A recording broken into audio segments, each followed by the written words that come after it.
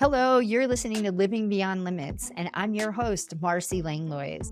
Thank you so much for joining me today. At times in my life when things have been really hard, I've felt so alone. I mean, who doesn't, right? Who are your people and places in your times of struggle? Yourself, maybe, turning inward? Or how about your faith system, community, parents, or partner? Over the years, I've tried many different things. But what I want to share with you today is my experience looking for healing and wholeness in some very unexpected places. If you love alternative medicine and spiritualism, you might be really interested in learning something new today. If you're a bit of a skeptic, let me be your guide today. Just sit back with an open mind and take a listen. Looking at the universe and life in a different way can feel a little woo-woo. There was a time when I felt the exact same way. I totally get it. And I'm not here to convince you of anything is right or wrong. But when your health and happiness have taken a big hit by life, when you feel lost and alone, there may be some help in some seemingly unlikely places. And that's what I want to talk to you about today. The first thing that I uncovered was energy medicine. Donna Eden invented the protocol coined energy medicine. She had MS as a young woman and was wheelchair bound. She went on to heal herself of MS using her own protocol. She later ended up with cancer and, according to her book, healed herself of that also. She'd been able to see people's energy from a really young age, but thought that everyone had the ability to see people's energy. When she got sick, she was able to see how her own energy was defunct and then was gifted with the ability to correct the flow of energy in her body. The practice is comprised of using a set of simple techniques that use your hands to move the energy over specific parts of your body that correspond to the meridians that are associated with Chinese acupuncture, and then other meridians that she identified on her own. And that's all to reorganize the energy and have things flow correctly. She describes in her book how stress and trauma cause the disruption of flow of energy, which then causes illness and disease in the body. The entire protocol is based on an understanding that returning the natural flow of energy to the body will result in resolution of any presenting symptoms. Energy medicine was the only thing that helped me for a number of months after my health crisis came to a head. My entire nervous system was dysregulated. I couldn't sleep, eat, concentrate. I had tremors from head to toe and in my brain. It was awful. And the panic attacks were over the top. What I learned in energy medicine is that when the fight or flight response gets stuck on, then we have to rebalance the entire body. So I had a protocol of about 12 movements that I made with my hands over different areas of my body. After doing this, the tremors would completely stop. I mean, literally, no symptoms. They would return initially, though, but the protocol restored balance momentarily. Honestly, sometimes for hours, I would have complete relief. It was amazing. If you're interested in any of these protocols, you can find practitioners around the world on their website, or you can buy the book and use it at home. Energy Medicine by Donna Eden. The second thing that really has been a guiding light for me is asking for signs and synchronicities. I believe that when we enter this lifetime, we all have spiritual guides that come with us. Most spiritual traditions believe in some sort of angel or some kind of entity that bridges the gap between being human and the divine. I'm of the mind that we're born into this life with a very specific agenda. We come here to learn specific lessons for our souls to be able to evolve. So what I do every day is ask for a specific sign. Whatever it is that you want, you have to ask your guide for help. So every single day, I ask to be shown a specific sign to know if I'm on the right track in my life. And I ask for owls, butterflies, repeating numbers, and to hear what I need to hear from someone else. I asked for help from my grandmother specifically that passed away a little over 2 years ago. I literally talk to her as though she is here, and I ask her to help me with whatever she possibly can. Almost without fail, things will come to pass. The most important piece of this, though, is that if you're going to ask for the sign, then you have to watch and look for the signs. I spent years asking for signs. never looking for them after asking, and then thinking that I wasn't receiving them. But the truth was, I wasn't paying attention. I'm going to share this super cool story with you about receiving a sign. It's a difficult story for me to tell, so I just want to let you know ahead of time. Our dog Ozzy was killed in a very tragic set of circumstances based around a hate crime that we experienced. He was this massive 110-pound American bulldog, and his head was bigger than mine, literally. When he stood on his back paws, he was taller than I was. He was my protector, and he was also my baby. And I'm one of those people, if you can't tell, that treats their animals like their kids. Ozzy was everything to me. His nickname was Presh, really precious. We were connected and we still are. I 100% believe that. Our other dog, Miko, happened to pass away 12 days before Ozzy. Miko was such a sweet, sweet soul, but we just didn't have the same connection, honestly.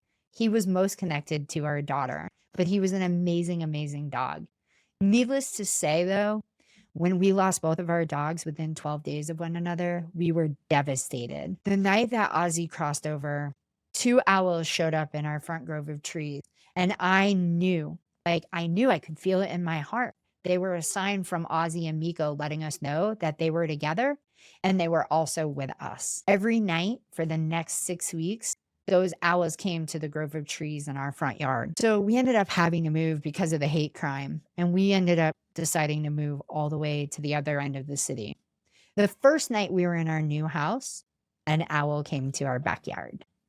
Now, I don't know if you can relate to any of this at all, but having an owl show up in our new backyard made me feel a huge sense of comfort. When your world is seemingly falling apart and everything feels like it's out to get you, don't you find comfort in knowing that you're connected and you aren't alone? Maybe you feel like there's a greater meaning and purpose than what you can actually see with your own five senses. When I'm in that space of feeling completely annihilated by life, I need something to reassure me that everything is okay. I feel so vulnerable. So, of course, since then, owls have been my thing. Like, I always feel Ozzy is present when owls show up, and they show up all the time because I ask for them. Fast forward years later, we're in our new house, and our new dog, Atticus, a little French bulldog, jumps out of my arms while I'm going down the stairs. And I knew immediately this was not going to be good. He landed on the tile about 3 to 4 steps below where we were, and he was immediately paralyzed. He couldn't move his front or hind legs. The first thought in my mind was, I said out loud, Ozzy, I need you now. I need your help with Atticus. We brought Atticus to the emergency vet to have him checked out to get us through the night until we could get him up to the neurologist the next morning. They said that he would be okay overnight and that we could go ahead and take him home. So when we got home, I took him out to go potty for the night. And guess what? There was an owl in the backyard. Right then and there, I knew that it was going to be okay. It doesn't mean that I didn't worry, but that deep knowing, I knew he was going to be okay. The next morning, we made the hour drive to the neurologist. We arrived at 8 o'clock sharp, as they had asked us to do.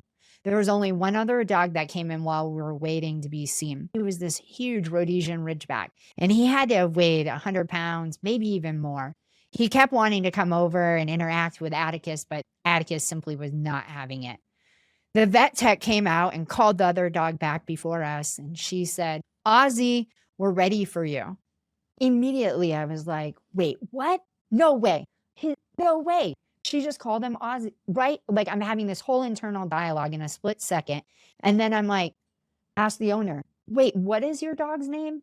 And he looked at me sort of like I was crazy, right? To be asking what his dog's name was. But he answered me and he said, Ozzy. I mean, now, come on, you guys. I just started crying, literally. I was so overwhelmed with all of the signs that it was so much, and I was so grateful. I mean, really, the owls, Ozzy, what else, right? So when we left our house with Atticus, he needed to be held up to go potty. He could walk some, but really not much at all. He would basically drag his hind legs. By the time we left the neurologist even said he had never seen such a thing.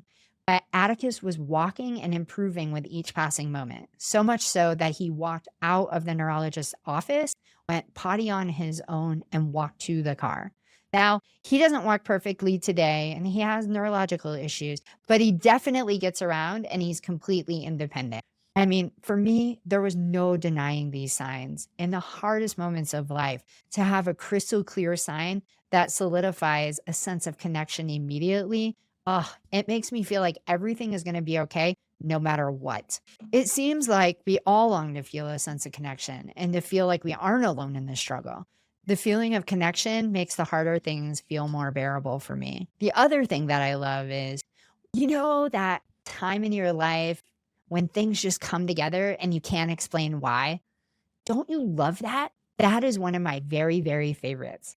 That is synchronicity. It's sort of like you've tapped into a different realm or flow of energy. Things just click without effort. You see the truth of a situation or things that felt impossible actually end up coming together and you can't explain why. Anything like that happens in life, I believe are all gifts from the other side.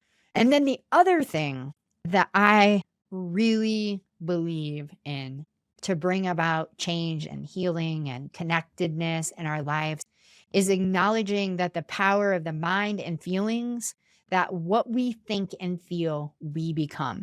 I believe, and science and research is proving it every day, that we truly do create our own reality. What we think and feel is who we are. If I'm someone that thinks and feels negative thoughts and emotions, then my life is going to be full of negativity. If I am completely opposite of that and full of goodness and positivity, then my life is going to be full of that.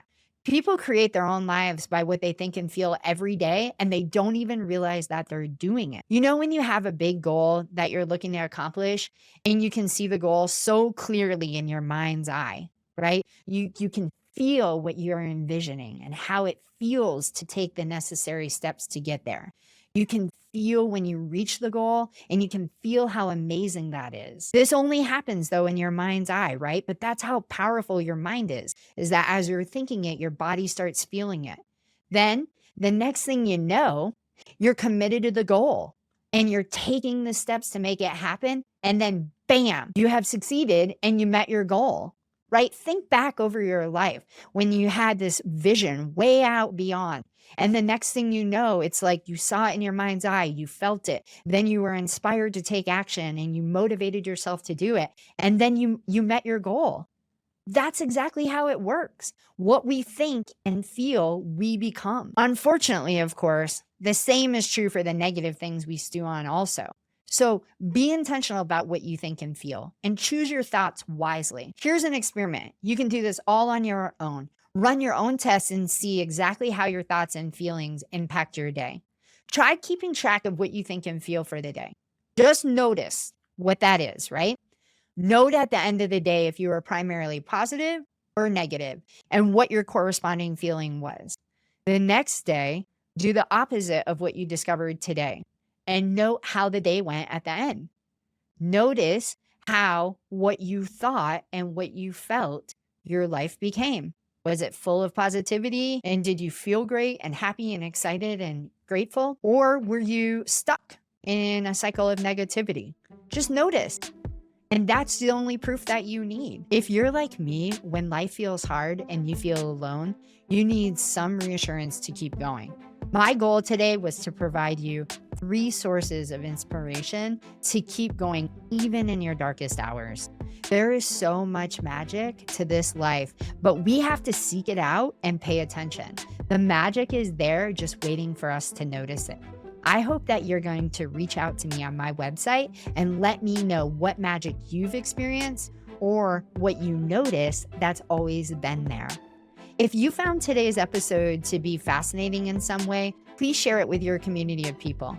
Follow me on TikTok, YouTube, or Instagram for tidbits in between shows. In the meantime, be aiming to live beyond limits.